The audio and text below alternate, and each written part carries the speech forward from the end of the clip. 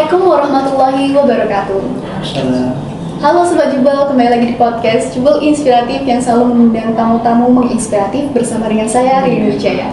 Nah, sama seperti episode podcast sebelumnya yang selalu mengundang tamu-tamu inspiratif, kali ini kita sudah kedatangan salah satu tamu inspiratif, tapi beliau ini juga akan menambah wawasan dan pengetahuan kita mengenai era digital dan juga perpustakaan tentunya.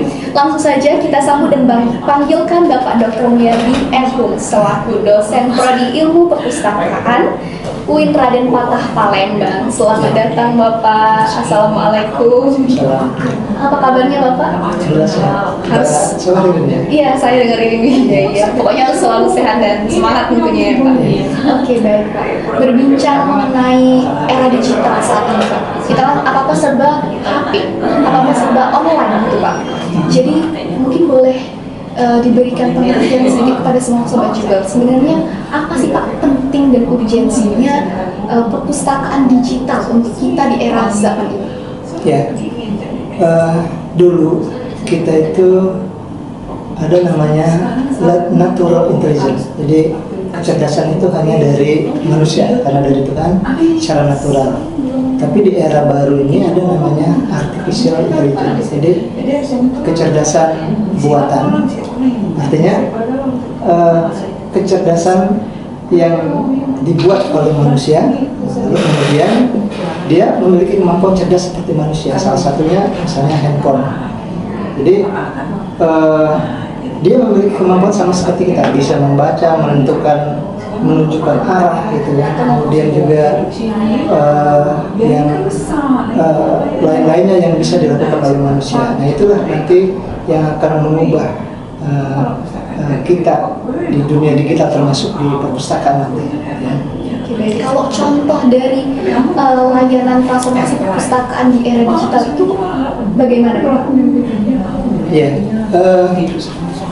pertama perkembangan perpustakaan kita selama ini kan manual ya, dengan datang di perpustakaan kemudian kita membaca gitu ya, lalu kemudian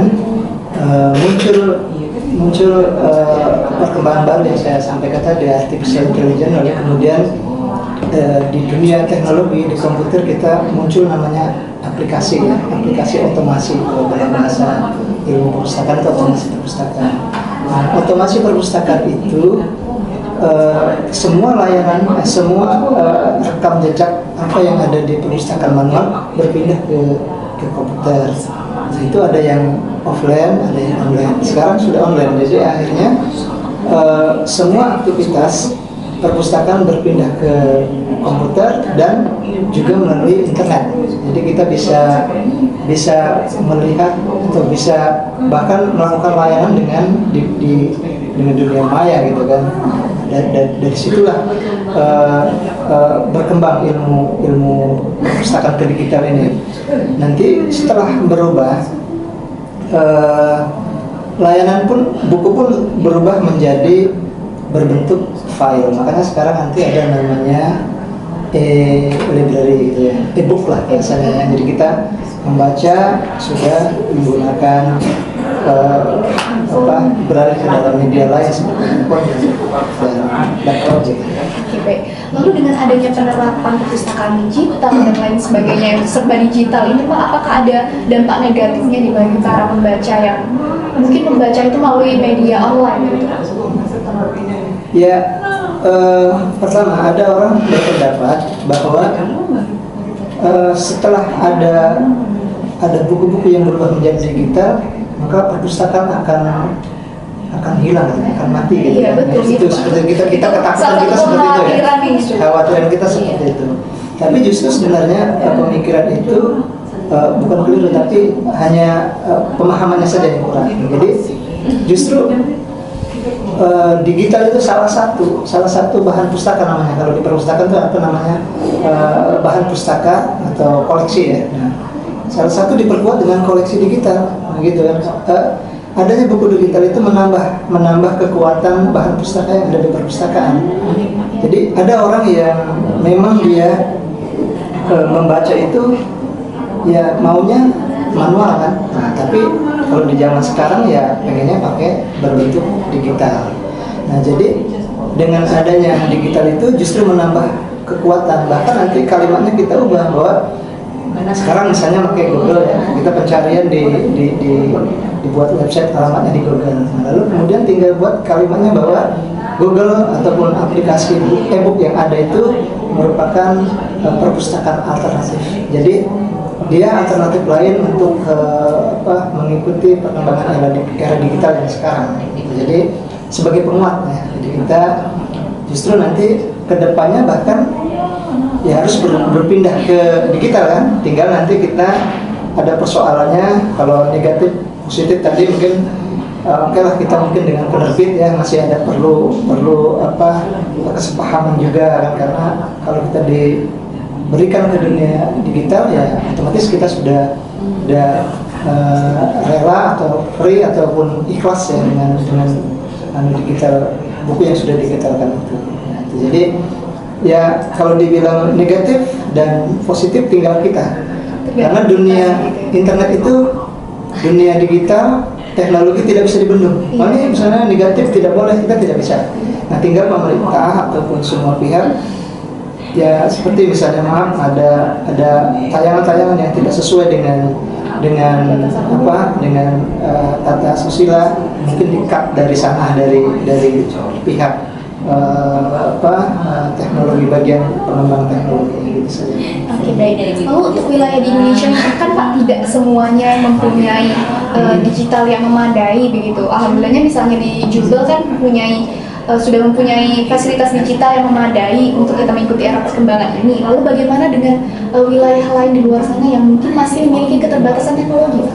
Ya, jadi teknologi itu ada dua nanti ya. Ada yang basis website itu ada dua. Satu ada yang online berarti kita pakai internet. Yang satu pakai offline. Offline itu kita menggunakan kabel. Jadi local area networking ya. Jadi justru sekarang perpustakaan di daerah seperti sekolah misalnya. Nah, sekarang diarahkan yang pertama tadi yang lokal area networking. Jadi yang penting dia punya komputer. Kalau satu berarti satu yang kita gunakan. Kalau dua nanti pakai kabel. Kalau tiga komputernya pakai sambungan namanya hub ya. Jadi ada sambungan. Nah, itu jadi di daerah pun yang tidak memiliki katakanlah wifi ya, karena belum ada internet dan belum tersentuh, tapi sekarang kayaknya sudah mulai bisa ya di daerah terpencil ya, tapi ada pun belum maksimal. Jadi kita pakai lokal area networking itu. Jadi nanti bisa layanan itu bisa berjalan. Yang penting sudah ada listrik. Sudah ada listrik dan komputer sekarang sudah bukan sesuatu yang kalau dulu kan ya gitu ya, sekarang sudah malah semuanya kayaknya sudah punya. Ya gitu ya. Jadi bisa dengan yang model yang kedua. Jadi pakai yang lokal, yang belum pakai internet full gitu kan. Nah, kalau dia sudah ada internet ya, langsung harus berubah ke basis website. Jadi kalau kita misalnya di luar provinsi ya bisa kita bisa mengaksesnya.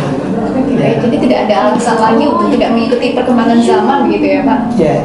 Oke, baik. Selanjutnya contoh inovasi dari perpustakaan digital yang menurut Bapak sangat berpengaruh nih untuk semua siswa dan tentunya masyarakat di luar sana itu apa sih, Pak?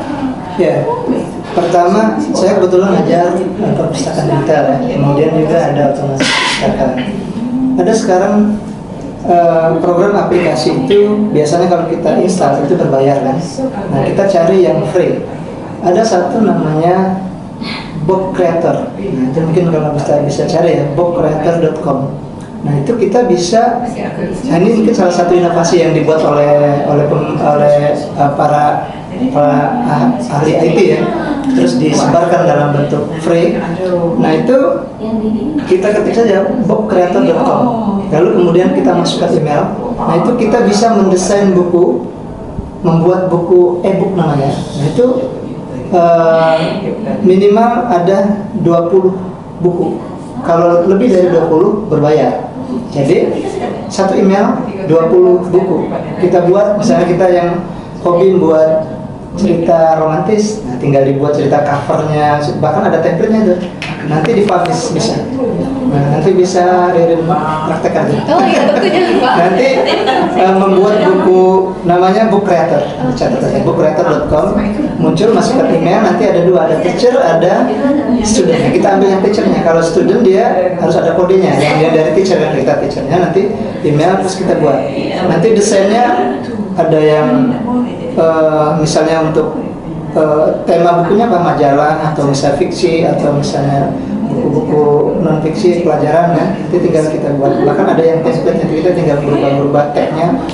Nah itu sebenarnya sudah dibuat oleh orang ahli IT, cuman kita hanya belum tahu saja gitu ya. Jadi ketika kita sudah tahu itu sudah itu nanti begitu orang cari, misalnya kita membuat cerita di situ misalnya kalau di daerah kita yang belum pernah ada legenda misalnya kita buat dalam buku itu, kemudian kita tulis misalnya legenda Bukit Jempol misalnya gitu ya.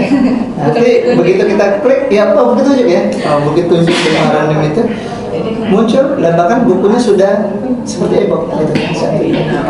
Setiap orang bisa berkarya begitu ya, bisa Pak? berkarya. Jadi harus dicatat, harus kita coba ya Sobat ya, Jubel. jadi bookcreator.com. Oke.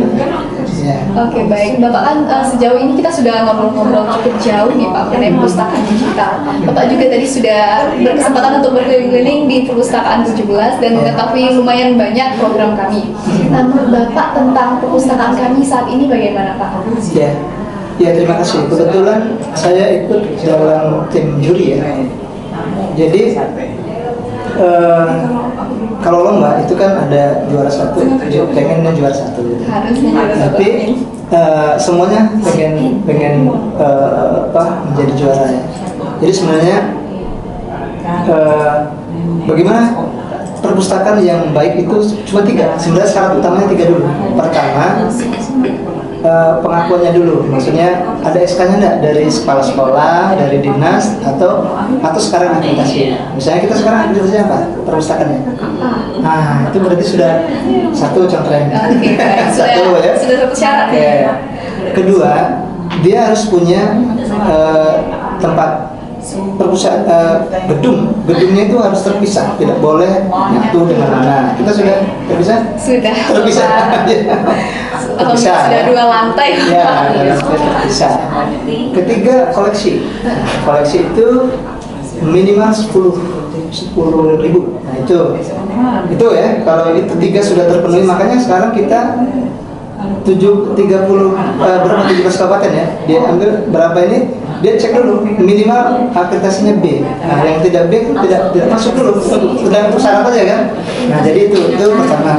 Kedua, tinggal selebihnya itu tinggal penguasaan seperti ini. Ada pengembangan seperti kita di sini ada podcast kan, ada misalnya apalagi ada pojok baca, tadi Bapak lihat ada pojok baca. Ya kalau misalnya semuanya begini, yang hebat itu perpustakaan seperti ini ya. Apakah dia yang bagus, apakah dia yang canggih, apakah dia tidak. Yang hebat adalah apa? Yang apa? Perpustakaan apa? Kalau perpustakaan yang tentunya bisa menambah wawasan dan kreativitas murid-muridnya Pak. Ya, maksudnya yang ini ya, perpustakaan yang misalnya jadi juara gitu ya. Satu, menambah apa tadi?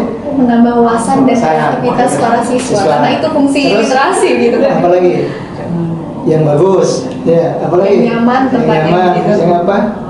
Apalagi yang apa sudah cukup seperti itu. Nah, jadi perpustakaan yang hebat, kalau dalam lomba perpustakaan ada, perpustakaan yang bagaimana? Perpustakaan yang apa Pak, kalau boleh tahu? Tapi sebenarnya perpustakaan yang menang adalah ya perpustakaan yang terpilih. Oh iya, benar juga ya Sobat Jubel. Walaupun dia hebat, tapi kalau nggak terpilih ya nggak menang gitu Pak. Kalau dia pemilihan ketua OSIS ada 5 orang, ini bagus, tapi nggak terpilih. Iya. Enggak, tapi untuk terpilih itu kan orang ada kriterianya gitu. Ya mudah-mudahan terpilih. Amin. Semoga saja ya Pak. Oke Pak, sebelum kita menutup podcast Jubel Inspiratif episode kali ini, seperti dengan tajuk podcast Jubel ini Pak, podcast Jubel Inspiratif. Jadi setiap bintang tamu yang hadir di sini memberikan sepatah dua patah kata kalimat inspiratif yang tentunya menginspirasi saya dan semua sobat Jubel yang menonton. Boleh Pak, silakan. Jadi adanya teknologi itu kita harus beradaptasi. Ya, adaptasi itu ada kemampuan, ada teknologi baru, kita harus ikut ya. Tadi tidak bisa dibendung. Tapi sebenarnya bukan hanya adaptasi, tapi harus bisa melampaui. Nah, itu kalimatnya ya. Jadi semua orang beradaptasi, tapi kita harus bisa melampaui. Misalnya begini, saya tidak bisa bahasa Inggris, kemudian ada bisa menerjemah di Google itu bahasa Inggris. Nah, tapi tulisannya di situ terjemah. Kalau dulu kan pakai ini ya, pakai kalimat aja. Tapi ini file terjemah. Nah, ternyata tulisannya terjemah file. Kalau dia lebih 50 maka dia berbayar. Di bawah 50 gratis, free. Maka harus kita bisa melampaui, bukan hanya adaptasi. Oh, filenya ada berapa nih? Filenya ada 200. Pecah dulu jadi 4, terjemah, baru merge lagi. Nah, itu namanya melampaui ya. Kalau kita adaptasi ada nih terjemah, tapi kita nerjemah nggak bisa Pak, katanya. Ya udah selesai, kita hanya bisa beradaptasi, tapi bisa melampaui. Jadi upayakan ada teknologi itu bisa ada kreativitas kita untuk melampaui semuanya ada teknologi baru. Jadi harus melampaui teknologi, jangan mau dibodohi gitu ya. Itu pertama. Yang kedua adaptasinya kita deh ya. Oke Bapak, terima kasih banyak Bapak sudah membagikan kalimat inspiratif, wawasan dan pengetahuannya kepada kami semua. Semoga ya 17 literasi dan pustakaannya bisa menjadi yang terbaik dan selalu yang terbaik begitu ya Pak.